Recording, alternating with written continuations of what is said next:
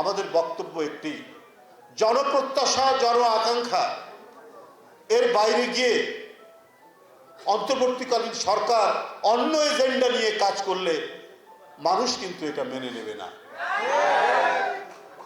এখনো কিন্তু চালের দাম কমেনি, এখনো ডালের দাম কমেনি, এখনো সোনালী মুরগির দাম গত 2 দিনে 30 টাকা বেড়েছে, 320 টাকা থেকে 350 টাকা হয়েছে। আপনার চিনির দাম কমেনি। আলু আমাদের এখানে এত উৎপাদন হতো যে আলুর দাম আলুর মৌসুমে 3 টাকা 4 টাকা কেজি হতো। শেখ হাসিনার কারণে গত বছর থেকে আলু আমাদের ভারত থেকে আমদানি করতে হচ্ছে।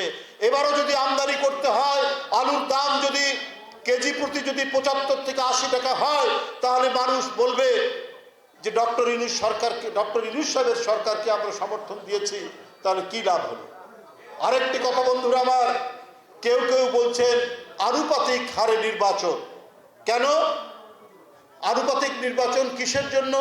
এটা কি মানুষ বোঝে? তৃণমূলের মানুষ বোঝে আনুপাতিক কি?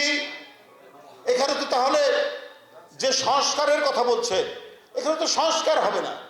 একটা রাজনৈতিক দলকে মানুষ ভোট দেবে, এখন সেই দল ঠিক করবে কাকে কাকে এমপি বানাবে, তাহলে তো কেনা বেচা তো আরো শুরু হবে।